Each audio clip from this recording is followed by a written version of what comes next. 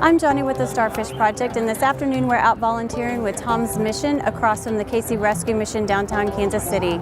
And today we're out trying to make an impact in the homeless and the lives of the homeless here in Kansas City.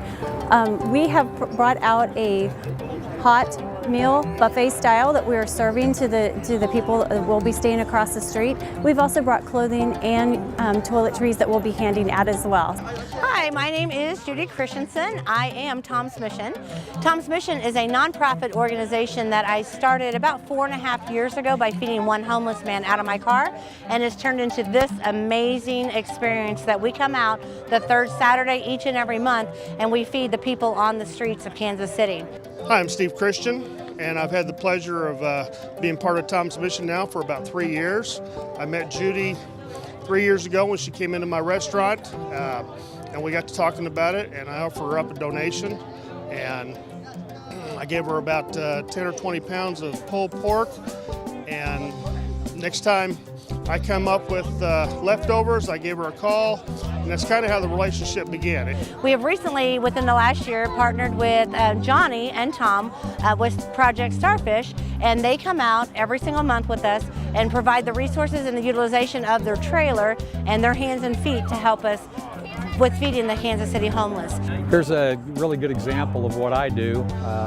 I collected this furniture from some folks about a week or so ago. This is all going to go to a homeless veteran. It's a very large sofa, a love seat, an ottoman. We've also got a dining room table and 4 chairs in here. All right, hi, what's your name? Kaylee. Kaylee, what's your name? Ashley. What are you guys doing out here today? We're serving people meals for the homeless people. Yeah. And we're giving homeless people clothes. All right, well this afternoon we're here with Marlisa Van Kimsick at Shawnee Community Services, and this is one of our most active stops. A lot of times when you guys donate items or clothing and food as well, this is one of the places that we bring it to, so I'm really excited to share this with you guys today, and here's Marlisa. Well, hello Johnny, glad to have you. You are now standing in our food pantry.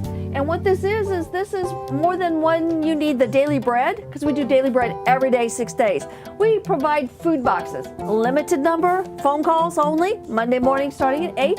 And we prepare the pantry boxes for you by that appointment, and then we get you frozen meat, produce if we have it, milk when we have it, and these canned goods, and you can do those once a month. This is receiving. This is where everything comes into, whether it's the stuff for the food.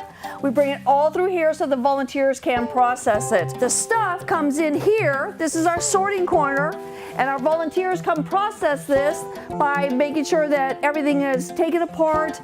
We check everything out to make sure it works, there's nothing stained or torn. Then we put it into the grocery carts so that all the volunteers then will put it outside in the thrift store part. And now enter into our thrift store. This is where everything is. So you can see we have linens and lamps and furniture. We have sheets and blankets and glasses and plates, DVDs, CDs, magazines. So some of the other stuff that we don't do it out here, but this is also where we make it a home. When people are released from an agency into an empty space, they come here and we donate them everything, including art, for free to make it a home. All right, Johnny, this is the last one on our tour. This is our free bread aisle. We give away free food, free shoes, free clothes to anybody who comes into our place 6 days a week. You can get your bread, which is in the bread aisles over here. Free clothes are right here. This is our children's area. Every child gets 3 free books and a toy when we have them every time they come in. And we have free hand knitted hats also to the children who want to have a knitted hat. But all of this is available to anybody who comes here. All right, well, I hope you enjoyed your tour. All right, well thank you so much. This gives us a great opportunity to share with the community what we can do for them. That's right. Thank you again. Oh, thank you. Hey, Kevin Jameson here is the reason I started getting involved with helping veterans.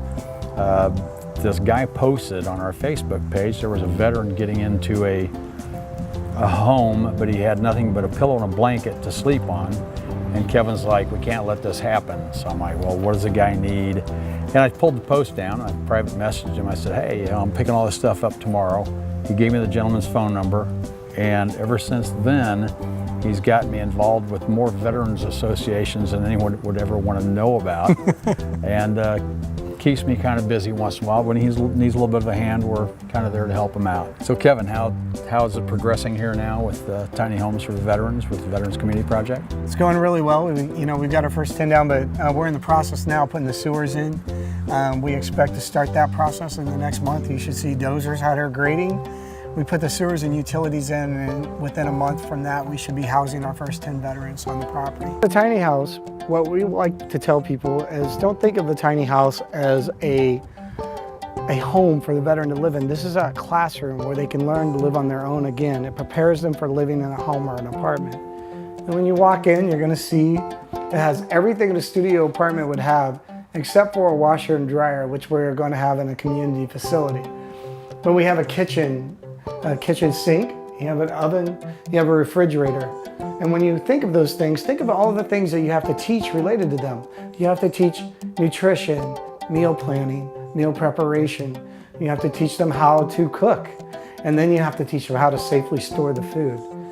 And then you have a living space here. We have a table here right now, but we're gonna let the veterans individualize their own living space. We have a TV and a desk and a computer, as well as a bed, and then a full bathroom with a toilet, a shower, and the newer models are gonna actually have a full bathtub in it and a sink. And they have a door that slides and locks so they can feel safe and secure. And they have their own heating and cooling units up there. And the whole point is to get the veteran off the street and put them in here and let them relax and live and recover from homelessness.